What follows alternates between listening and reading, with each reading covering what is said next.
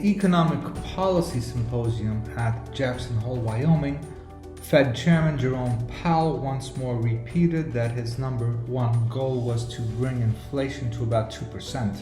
But in addition to what we already knew, he also said many other things that terrified markets.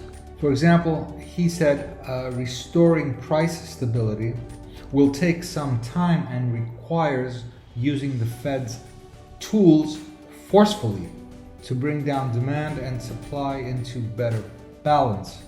Reducing inflation is likely to require a sustained period of below-trend growth. Mr. Powell admitted that the Fed's toolkit does not really work when it comes to restrain supply. Nevertheless, he does not diminish the Fed's responsibility to achieve price stability. In a nutshell, this probably means higher interest rates for longer than we think and subpar growth or a recession for longer than markets think. And this is not what markets were expecting to hear. As such, they crashed last Friday.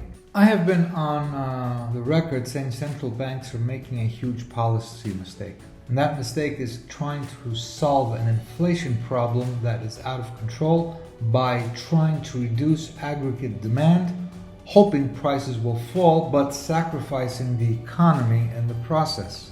As we have said several times, the largest portion of current inflationary pressures have to do with energy and supply shortages, which in turn have to do with political skirmishes, a war, and COVID.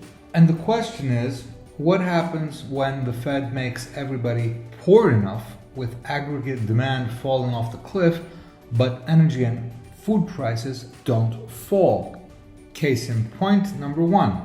Several days ago, Saudi Arabian energy minister said extreme volatility and lack of liquidity mean the futures market is increasingly disconnected from fundamentals and OPEC may be forced to cut production.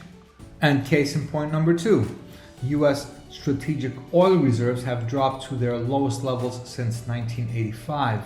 The most recent count is 425 million barrels, with the Institute of Energy Research expecting stockpiles to fall to 358 million barrels, a 40-year low, by the end of October versus 621 million barrels a year ago.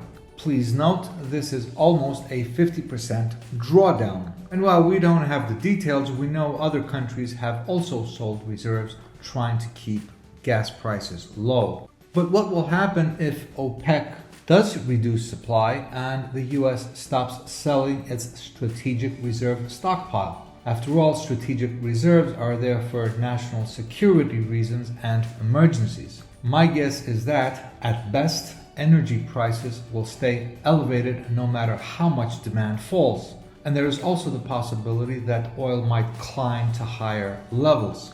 The bottom line is that, based on what Chairman Powell said, a soft landing is probably off the table, and we are now looking at the possibility of a global recession straight in the eye, mostly because the Fed is going to cause a technical recession to reduce demand, but this time without the guarantee that energy prices will fall, which is the biggest component of current inflationary pressures.